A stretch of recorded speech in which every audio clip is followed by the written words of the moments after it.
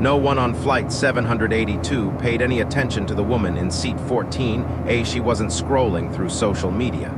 She wasn't talking on the phone. Welcome aboard. She wasn't dressed like a celebrity Can I help you with that? or a business Yes, executive. Thank you. Just She getting quietly this in here. sipped black coffee, looked out the window, and turned another page of the mystery novel resting on her lap to everyone around her. She was just another passenger trying to get through another long flight from Dallas to Washington, D.C. Ordinary, forgettable, invisible, but 40,000 feet above the Appalachian Mountains. Something happened that would make every single person on that airplane remember her face forever. Not because she panicked, not because she screamed, but because a veteran airline captain would suddenly stop speaking, stare at her, and ask the one question he never imagined saying to a passenger. "Where did you learn to talk to military pilots like that?" The answer would leave the entire cockpit speechless, because the quiet woman everyone had ignored had once flown missions most Americans would never be allowed to read about. Her boarding pass read, Emily Carter. Occupation: logistics consultant.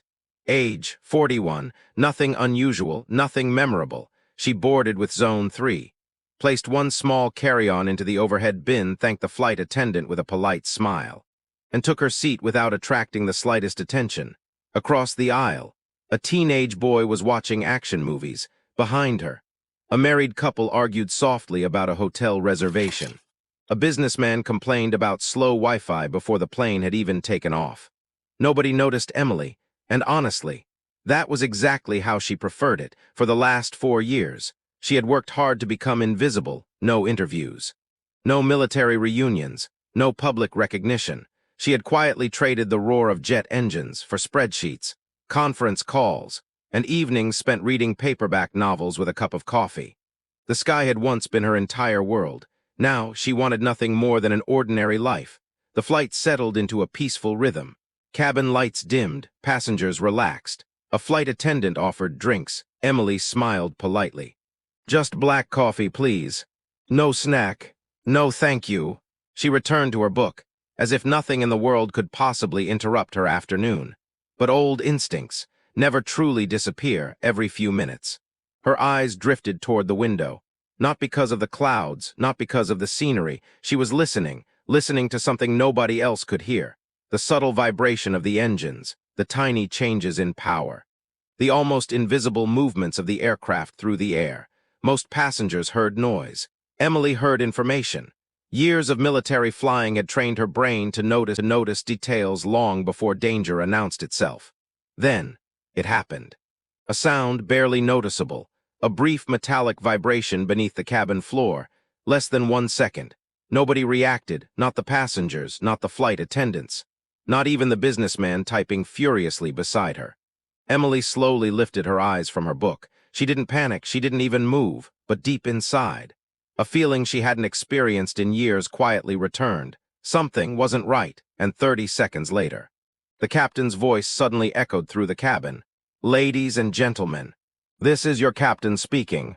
The cabin fell silent. Even the children stopped talking. Passengers looked up from their phones as Captain Daniel Brooks' calm voice echoed through the aircraft. "Ladies and gentlemen, we've noticed a minor technical indication in one of our aircraft systems. There is no immediate danger, but as a precaution, we'll be adjusting our route while our crew performs additional checks." His voice remained steady, confident, professional, exactly the way passengers expected an experienced captain to sound. But Emily Carter noticed something everyone else missed. The captain had paused for half a second before saying there was no immediate danger. Commercial pilots were trained never to hesitate during routine announcements. That tiny pause told her everything. Something wasn't routine. She quietly closed her book, not dramatically, not with panic, just carefully sliding the bookmark between the pages. Outside the window, the afternoon sky looked perfect. Bright blue, soft white clouds stretched endlessly beneath the aircraft. Beautiful, peaceful. But Emily wasn't looking at the clouds. She was watching the airplane's left engine. Her eyes narrowed slightly. Another vibration. This one lasted barely a heartbeat, almost impossible for an ordinary passenger to notice. Almost. She slowly rested her coffee on the tray table. Across the aisle, the businessman laughed while watching a video. The teenage boy beside the window kept playing his game. A young mother comforted her sleeping daughter. Life inside the cabin continued as though nothing had changed. Emily hoped they would never know how quickly ordinary flights could become extraordinary. Up front, inside the cockpit, Captain Daniel Brooks exchanged a quick glance with First Officer Lisa Morgan. The warning light was still there, not flashing, just glowing, amber, quietly demanding attention. Lisa scanned the engine data. The vibration reading is climbing. Daniel nodded. I see it. Oil pressure, still within limits. Fuel, normals. He leaned back. Something about the numbers didn't make sense. Every instrument suggested the engine was still healthy. Yet years of experience told him something was changing, slowly, quietly, and he had learned long ago that airplanes usually whispered before they screamed. He reached for the radio. Atlanta Center. This is Eagle Flight 782. We'd like priority routing as a precaution. The controller answered almost immediately. Eagle 782, Roger. Stand by. Daniel looked through the windshield. The sky ahead was unusually busy. Military training routes, restricted airspace. Normally, commercial aircraft never came this close. He frowned. This day just keeps getting better. Back in seat 14, Emily noticed something else.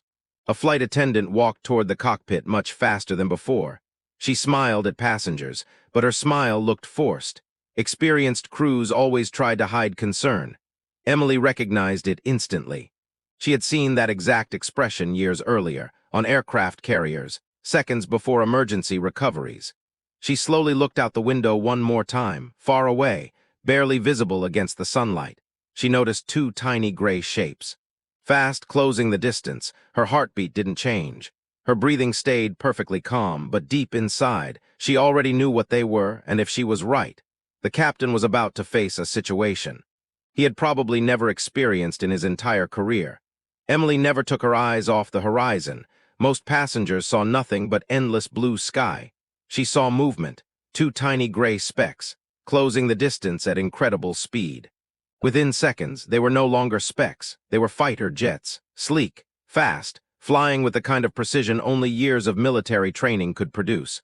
The teenage boy across the aisle pressed his face against the window. Mom. There are fighter jets. Within moments, more passengers noticed them. Phones came out, people leaned toward the windows, some smiled, assuming it was part of an air show, others looked confused. Emily didn't move. She already knew something wasn't right. Military aircraft didn't casually fly alongside civilian airliners. Not unless there was a reason. Inside the cockpit, Captain Daniel Brooks stared at the radar display. First Officer Lisa Morgan looked equally confused. They're approaching fast. Daniel nodded. I see them. A radio transmission interrupted the silence. Eagle 782. This is Falcon 1. We are conducting visual verification. Maintain your present heading and altitude. The voice was calm, professional, military. Daniel acknowledged immediately. Eagle 782 maintaining heading. Lisa looked at him. This isn't normal.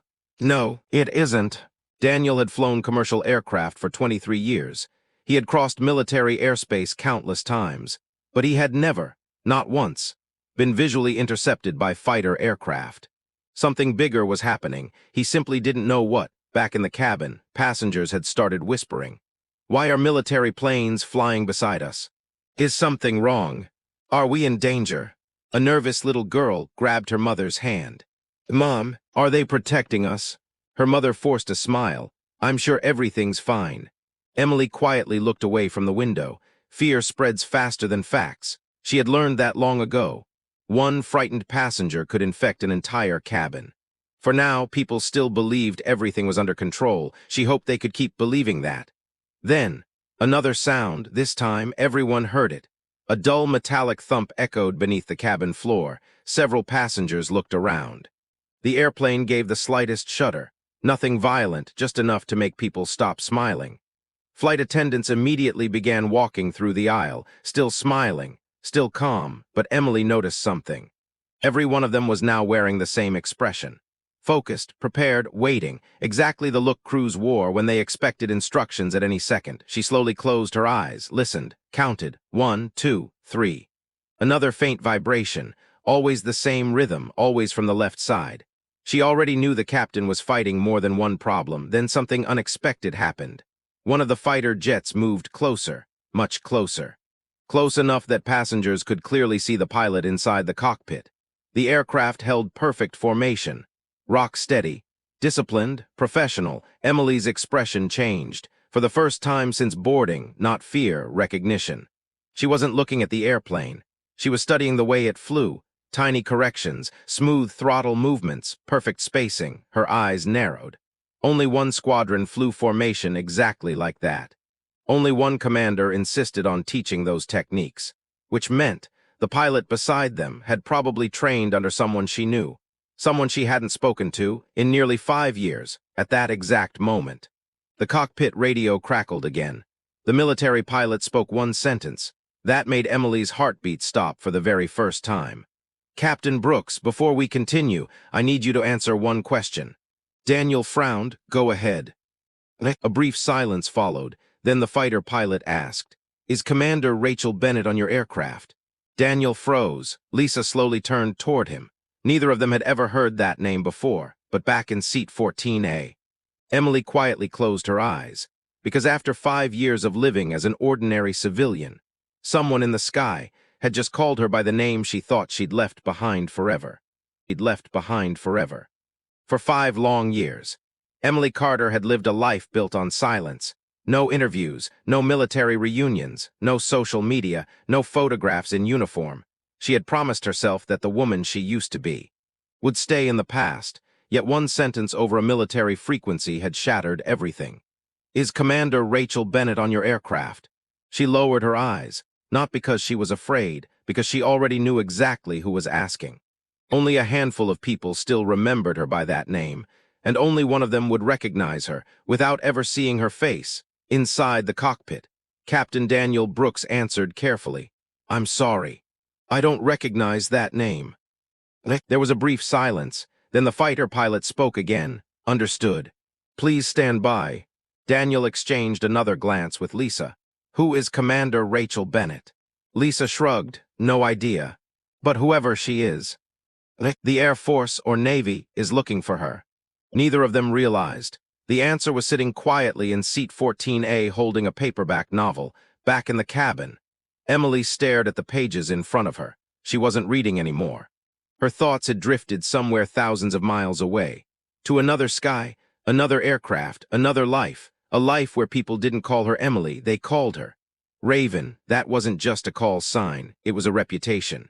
A name whispered across military squadrons whenever missions became impossible.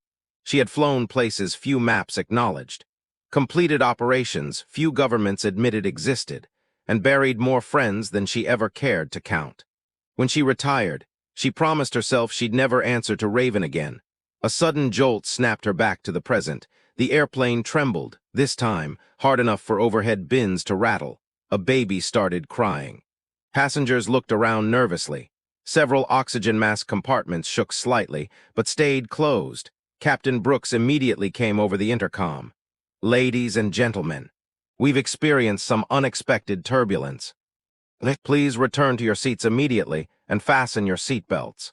His voice was calm, but Emily heard something underneath it. Pressure, not fear, responsibility, inside the cockpit. A warning alarm suddenly echoed through the flight deck. Beep. Beep, beep. Lisa's eyes widened. "Captain." The vibration just doubled. Daniel stared at the engine display. Numbers that had looked stable only minutes ago were now climbing much faster. "What the?" Another warning flashed. "Engine vibration high." Daniel immediately grabbed the checklist. Lisa reached for the emergency procedures. Neither of them spoke.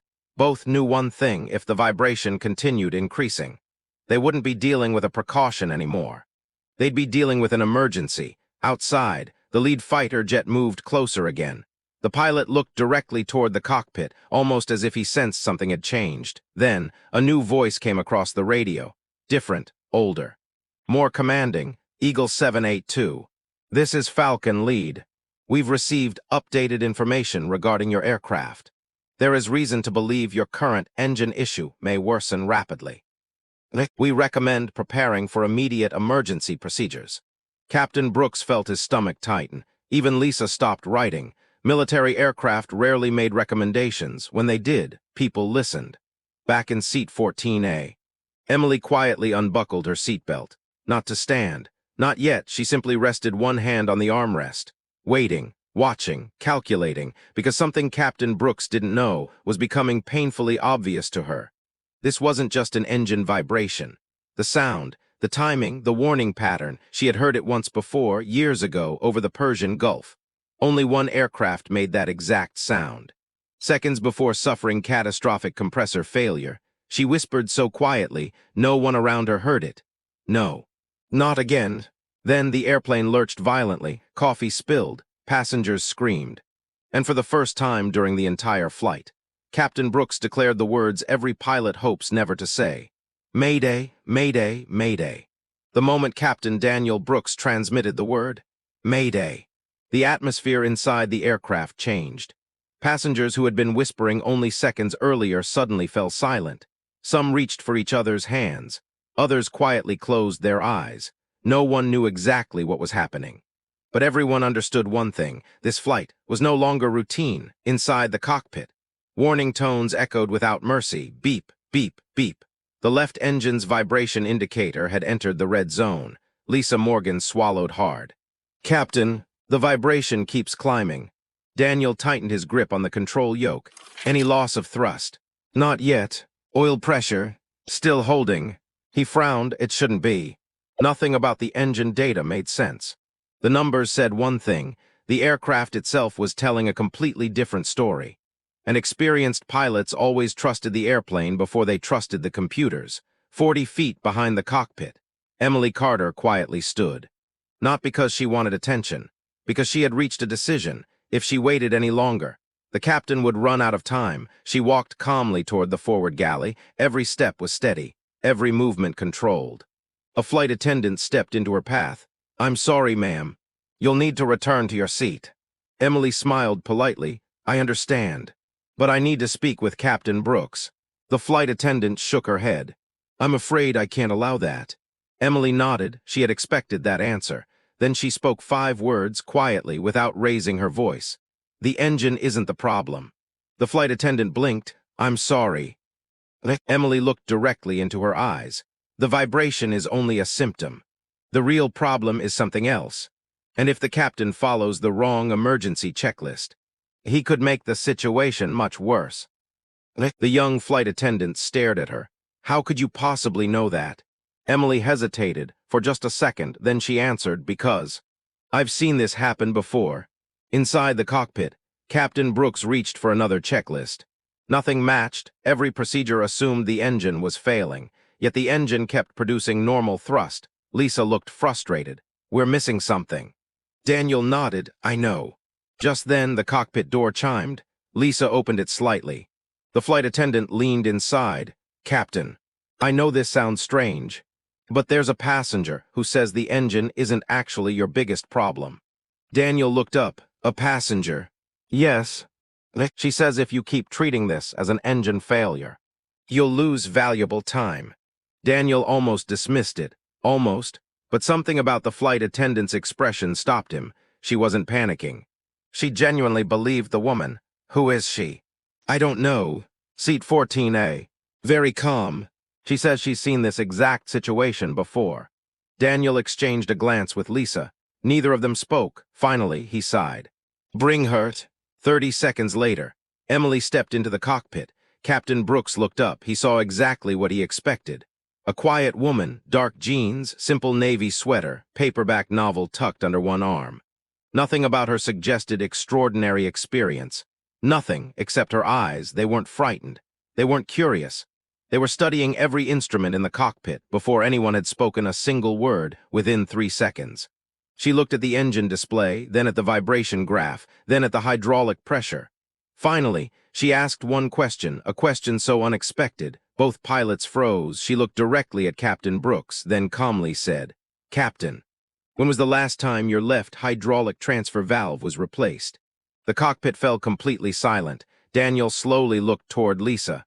Lisa looked back at him. Neither had mentioned or even checked that system. Because it wasn't part of the emergency checklist, Daniel whispered, How did you know to ask that? Emily took one slow breath, then quietly replied, "Because this isn't an engine emergency." She looked out through the cockpit windshield, where the fighter jets still held formation. Then she finished the sentence. "It's exactly how we lost an aircraft during a classified operation 6 years ago." Daniel felt a chill run down his spine. For the first time, he realized. The quiet woman standing in his cockpit wasn't guessing, she knew. Captain Daniel Brooks couldn't take his eyes off the woman standing beside him. She wasn't nervous. She wasn't trying to impress anyone. She wasn't acting like a hero. She simply stood there, calmly studying the instruments, as though she'd spent her entire life inside cockpits. Daniel finally broke the silence. "You've seen this before." Emily nodded once, yes, but not on a commercial aircraft. She pointed toward the vibration display. "Look closely. The engine isn't creating the vibration. It's receiving it." Lisa frowned. "What do you mean?" Emily leaned slightly toward the center display. "The oscillation is moving through the airframe. If it were a compressor failure, your exhaust temperature would already be unstable. It isn't. If it were a turbine failure, you'd already be losing thrust. You're not." She looked at Daniel. "Your engine is still healthy. It's something connected to it that's beginning to fail." Lisa quickly checked the readings again. Her eyes widened. "Captain, she's right. The engine numbers are almost perfect." Daniel looked from the displays. Back to Emily. "Who exactly are you?" Emily hesitated for a moment. The confident woman disappeared. A shadow crossed her face. The kind carried only by people who had lived through things they never spoke about. "I used to fly." Daniel smiled politely. "So did thousands of military pilots." Emily looked out the windshield. "Not like I did." Outside, the two fighter jets remained perfectly aligned with the airliner. One of them gently rocked its wings. A silent military signal. Emily immediately understood it. She looked at Daniel. "They're asking if your aircraft is still controllable." Daniel blinked. "You can read military visual signals." Emily answered without emotion. "I taught them." The cockpit became completely still. Lisa slowly lowered the checklist in her hands. Daniel stared at Emily for several seconds. "You taught them." Emily didn't answer. She simply kept watching the fighter jets. Suddenly, another warning sounded. "Master caution." Lisa looked down. Her heartbeat jumped. "Captain, we just lost pressure in hydraulic system B." Daniel's face changed instantly. "No. Hydraulic system B controlled several critical flight functions. If System A also failed, landing the aircraft safely would become nearly impossible." Emily closed her eyes for one brief moment, exactly what she feared. She opened them again. "There isn't much time now." Daniel looked at her. "What aren't you telling us?" Emily took a slow breath. 6 years earlier, she had been leading a four-ship formation over the North Atlantic during a classified training exercise. One aircraft developed almost the exact same warning sequence. At first, everyone thought it was an engine problem. It wasn't. A fractured hydraulic transfer assembly had sent violent vibrations through the aircraft. By the time they realized the truth, it was too late. The young pilot flying that jet never made it home. Emily still remembered hearing his final radio call. She had carried that voice with her every single day since. Quietly, without looking at either pilot, she whispered, "I'm not going to watch it happen again." Daniel noticed something. This wasn't confidence. This wasn't ego. This was guilt, deep, old, unhealed guilt, whatever had happened in her past. It still lived inside her. He asked softly, "What was your call sign?" Emily didn't answer immediately. She looked out at the fighter jets. The lead aircraft gently rocked its wings again, almost impatient now. Finally, she spoke. Barely above a whisper, "Raven." The name hit the cockpit like thunder. Daniel had never heard it before, but someone else had. A sharp voice suddenly came over the military frequency. "Eagle 782. There was a pause then. For the first time, the military pilot abandoned formal protocol. His voice sounded stunned. "Did someone just say Raven?" Emily slowly reached toward the radio. Not hurriedly, not dramatically. Just with the calm certainty of someone returning to a responsibility she thought she'd left behind forever. She looked at Captain Brooks. "I think." "It's time I answered." She wrapped her fingers around the radio handset. Emily Carter lifted the radio handset. For a brief second, she simply held it. 5 years ago, she had promised herself she would never speak on a military frequency again. She had kept that promise, until today.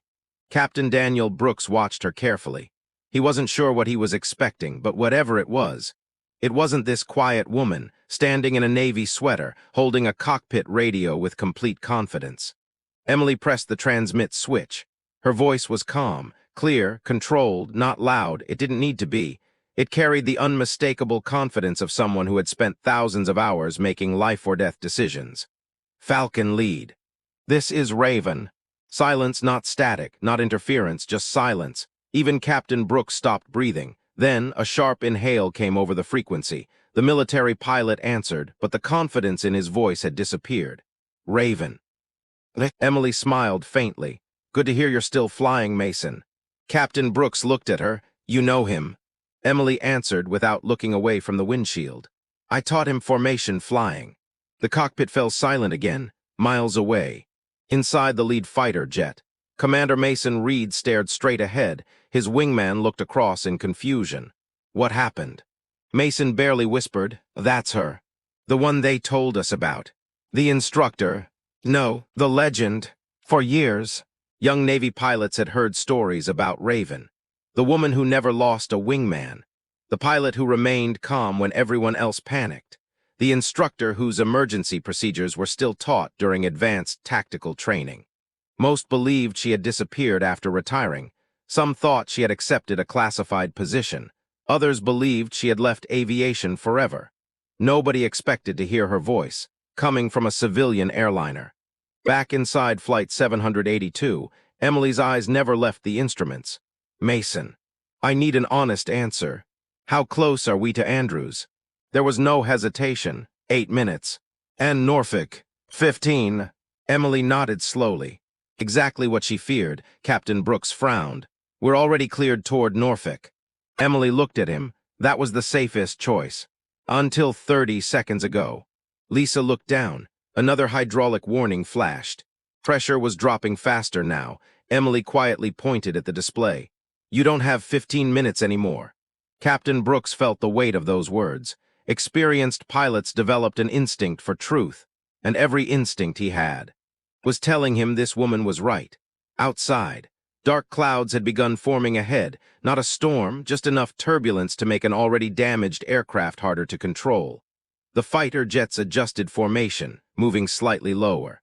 Ready to respond if anything went wrong, passengers noticed the movement. Whispers spread through the cabin. Why are they getting closer? Something's wrong. I knew the captain wasn't telling us everything. A little girl looked out the window. Then back at her father. Dad, are those pilots protecting us? He forced a smile. I think they are. Neither of them knew. The person protecting them most wasn't outside the airplane. She was standing inside the cockpit. Captain Brooks finally asked the question he'd been holding back. Commander, what happened to you? Emily remained quiet for several seconds. Only the sound of the engines filled the cockpit. Finally, she spoke. 6 years ago. I made a decision. It saved 38 soldiers. But I couldn't save my co-pilot. Her voice never cracked, but the pain behind it was unmistakable. I retired 2 years later. I thought if I walked away from flying, I'd finally leave that day behind. She looked out toward the fighter jets. I was wrong. Just then, the aircraft lurched violently. A loud metallic bang echoed through the fuselage. The control column jerked in Captain Brooks' hands. Lisa grabbed the dashboard. The airplane rolled several degrees to the left before Daniel corrected it. Another warning screamed across the cockpit. Hydraulic system A low pressure. Lisa's face turned pale. Captain, if system A fails... Daniel finished the sentence for her. We lose primary flight controls. No one spoke. Emily slowly closed her eyes. She had heard this exact sequence once before, and the ending had haunted her for years. She opened her eyes, looked directly at Captain Brooks, and quietly said, We're out of time. The cockpit fell silent, because everyone knew she was right. The cockpit was eerily quiet. No one wasted another second arguing. Captain Daniel Brooks looked at the instrument panel. Hydraulic pressure was still falling. Warning lights covered the displays every few seconds. Another alarm echoed through the flight deck. Lisa took a slow breath. If we lose System A, We'll barely have enough control to line up for a landing. Daniel nodded, I know. Then he looked at Emily. For the first time since she entered the cockpit, he stopped seeing her as a passenger. He saw another pilot. What do you recommend? Emily didn't answer immediately. She studied every display. Engine instruments, hydraulics, fuel balance, wind direction, outside temperature, the fighter jets, everything, finally. She pointed toward the navigation screen. Don't go to Norfolk. Daniel frowned. It's our assigned diversion. I know, but it's the wrong airport. Lisa looked surprised. Why? Emily zoomed in on another airport, Joint Base Andrews. The runway is longer. Emergency crews are already there. And more importantly, she looked directly at Daniel. They have military engineers who have dealt with hydraulic failures like this before. Daniel hesitated. Civilian air traffic already cleared us south. Emily calmly shook her head, then asked the Air Force. Outside, Commander Mason Reed remained glued to the airliner when his radio crackled. He answered instantly. Falcon lead. Emily picked up the microphone. Mason, I need a favor. Anything. I need Andrews cleared. No hesitation. I'll make the call. Within seconds, the military frequency exploded with activity. Controllers, base commanders. Emergency response units. Runways were being cleared. Fuel trucks moved aside. Fire crews raced into position. Medical teams assembled near the runway. Captain Brooks listened in disbelief. Years of commercial flying had taught him how slowly aviation bureaucracy usually moved. Today, everything was happening in seconds, because one retired commander had asked. Back in the cabin, the atmosphere had changed. Passengers no longer whispered. They prayed. A young father wrapped both arms around his son. An elderly woman quietly held a small cross around her neck. Flight attendants checked every seatbelt one last time. Emily looked through the cockpit door. She saw fear, real fear, and suddenly, she remembered another cabin, another crew, another group of frightened people, years ago, after completing a combat evacuation. She had walked through an aircraft filled with injured soldiers. One young medic had looked at her and asked, "Are we going to make it?" She had answered, "We're going home." Today, those same words returned. She looked at Captain Brooks. "May I speak to them?" Daniel nodded without hesitation. He handed her the cabin microphone. Emily pressed the button. Her voice filled the aircraft. "Ladies and gentlemen, my name is Emily Carter. I'm not a member of this airline. I'm simply another passenger." There was complete silence throughout the cabin. But Captain Brooks and his crew are doing exactly what they should be doing. They are professionals. They have not given up. And neither should you. She smiled softly. I've spent much of my life inside airplanes. I've learned something important. When people stay calm, crew members can do extraordinary things. So here's what I need from you. Stay buckled, listen carefully, and trust the people at the front of this airplane. We're going to work together, and we're going to bring everyone home. For a few seconds, nothing happened. Then, a little girl sitting near the front smiled at her mother. I told you. The lady knows what she's doing. Slowly, the fear inside the cabin began to change, not into confidence, but into hope. Just then, a new warning sounded. Lisa's eyes widened. Captain. System A just dropped below minimum pressure. Daniel gripped the controls. The airplane immediately felt heavier, slower to respond. Emily looked out the windshield. Far ahead, she could finally see the runway, but one glance told her everything. A strong crosswind had started blowing across the airfield. She whispered, "Oh no." Captain Brooks looked at her. "What is it?" Emily never took her eyes off the runway. "The runway isn't our biggest problem anymore." She pointed toward the windsock near the approach lights. "The wind just changed. And with limited hydraulics, you only get one chance to land this airplane. You only get one chance to land this airplane." The crosswind slammed into the aircraft. Captain Daniel Brooks tightened his grip on the control column. The airplane drifted slightly to the right. Normally, he would make a smooth correction. Today, the damaged hydraulic system responded almost 2 seconds late. The delay felt like an eternity. Lisa looked at the instruments. Airspeed stable. Landing gear down. Flaps locked. But we're losing more hydraulic pressure. Another warning echoed through the cockpit. Beep, beep, beep. Captain Brooks exhaled slowly. This airplane doesn't want to turn. Emily looked through the windshield. The runway lights shimmered in the afternoon sun. They were close, very close. But close wasn't enough. They had one opportunity. There would be no second approach, no go-around, no second chance, outside. The two Navy fighters remained beside the airliner. Commander Mason Reed watched silently. His hands rested on the controls, but there was nothing he could do, for the first time since becoming a fighter pilot. He felt completely helpless. He whispered to himself, "Come on, Raven. You've gotten people home before. Let's do it one more time."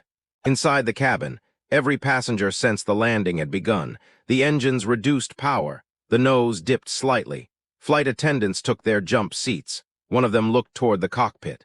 She remembered the quiet woman who had calmly walked forward less than 20 minutes earlier. She wasn't just another passenger anymore. She was the reason the crew still believed they could make it. Emily studied the windsock again. The crosswind wasn't steady. It was pulsing. She smiled. Finally, something was working in their favor. "Captain." Daniel didn't look away from the runway. "I'm listening." "The wind has a rhythm." Lisa frowned. "What?" "It weakens every 12 seconds. Daniel glanced at the wind display. His eyes widened. She was right. Most people saw wind. Emily saw a pattern. Years of landing on moving aircraft carriers had taught her to recognize tiny changes most pilots never noticed. She counted quietly. 8, 9, 10. The airplane continued descending. 11. Daniel tightened his grip. Emily calmly whispered, "Now." At that exact second, the crosswind eased, not completely, just enough. Daniel banked gently into the wind. The airplane aligned perfectly with the center line. Lisa looked outside. "We're lined up." Then another alarm. Hydraulic system A failed. The control column suddenly became heavy, almost frozen. Captain Brooks strained against it. The aircraft started drifting again. Emily reacted instantly. "Don't fight it." Daniel looked at her. "What?" "If you overcorrect, she'll roll. Trust the airplane." Every instinct told Daniel to pull harder. Instead, he trusted her. He relaxed his grip just enough. The airplane settled. The nose stabilized. Lisa stared in disbelief. It worked. Emily never celebrated. "Keep coming." "Hold it." 500 feet. The runway filled the windshield. Passengers held their breath. 300. The fighter jets peeled away. Their mission was over. Now, everything depended on Captain Brooks and the woman beside him. 100. The runway rushed beneath them. Emily looked straight ahead. "Don't flare early." Wait. Daniel's hands trembled. "Now." He gently lifted the nose. The main landing gear kissed the runway. Thump, one bounce, then another. The aircraft pulled sharply left. Daniel fought the controls. Emily immediately reached toward the tiller. Right rudder. "Easy." "Now brake." Smoke burst from the tires. The airplane slowed. 100 knots. 80, 60, 40, finally. The giant jet rolled to a complete stop. Silence. Absolute silence. No alarms, no movement, no panic. For 2 long seconds, nobody spoke. Then the cabin erupted. Applause, cheers, people cried openly. Parents hugged their children. Complete strangers embraced each other. Captain Brooks simply leaned back in his seat. His hands were still shaking. He turned toward Emily, his voice barely above a whisper. "I've landed airplanes for 26 years. And I don't think I could have brought them home without you." Emily smiled gently. "No. You brought them home. I just reminded you to trust yourself." At that exact moment, the cockpit door opened. A flight attendant stepped inside with tears in her eyes. "Captain." "The passengers. They all want to meet the woman who saved their lives." Emily lowered her head. For years, she had hidden from her past, but today, there was no hiding anymore. She quietly stood, took one deep breath, and walked toward the cabin. Little did she know, someone waiting on the runway had been hoping to see her again for nearly 6 years. The cabin doors finally opened. Fresh air rushed inside. Emergency vehicles surrounded the aircraft. Firefighters stood by. Paramedics waited near the stairs. But no one moved. Every passenger remained in their seat, watching the quiet woman who had boarded the flight as a complete stranger. Captain Daniel Brooks stepped into the aisle. He looked at the passengers, then at Emily. "Ladies and gentlemen, I've flown commercial airplanes for 26 years. I've trained hundreds of pilots. I've handled emergencies in thunderstorms, engine failures, and medical crises." He paused, "But today, I learned that experience alone isn't always enough. He turned toward Emily. The woman standing beside me helped this crew understand what our instruments couldn't. Because of her, every one of us gets to walk off this airplane today. The cabin erupted into applause, not polite applause, the kind that comes from overwhelming gratitude. Passengers stood one by one. Some were crying, others simply smiled through tears. Emily looked down. She had spent years avoiding attention. Now, there was nowhere to hide as she stepped off the aircraft. She froze at the bottom of the stairs. 2 rows of uniformed Navy pilots stood silently, perfectly still. Commander Mason Reed was waiting in front, the same young pilot she had trained years earlier, only now. He wore the rank of squadron commander. He smiled. "You always hated ceremonies." Emily laughed softly. "I still do." Mason nodded. "I know." He reached into his flight suit pocket. From it, he removed an old squadron patch. Its edges were faded, the colors slightly worn. "You gave this to me on my first carrier landing." Emily stared at it. She remembered, back then.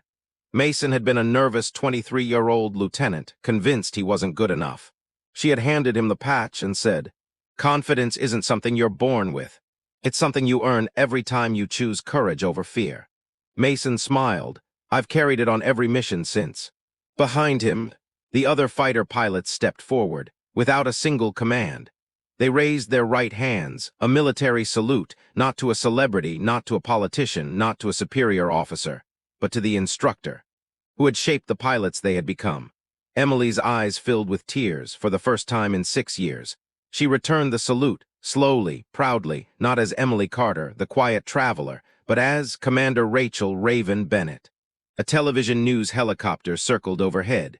Reporters had already arrived. Microphones, cameras, questions. One reporter called out, "Commander Bennett, is it true you saved Flight 782? Emily stopped walking. She looked back at the airplane. Captain Brooks and his crew were greeting frightened passengers. Flight attendants hugged families. Children laughed. Everyone was going home. She smiled gently, then answered, "No, the crew saved that airplane. They trusted each other. I simply reminded them. That courage is strongest when it's shared." Captain Brooks overheard her answer. He shook his head with a smile, still humble, just as he'd expected, 3 weeks later. Captain Brooks received a small package at his home. Inside, he found the paperback novel Emily had been reading on the flight. Tucked inside was a handwritten note. It read, "Captain Brooks, thank you for proving that the best pilots never stop learning. You trusted a stranger when it mattered most. That decision saved 183 people. Keep flying. Emily." Between the pages, he found one more thing, the faded military patch of a black raven on the back. A single sentence had been stitched by hand. "The greatest strength isn't being the hero, it's helping others become one." Captain Brooks quietly smiled. He carefully placed the patch inside his flight bag. From that day forward, he carried it on every flight, not as a symbol of one extraordinary woman, but as a reminder that the person capable of changing everything may be the quietest person in the room.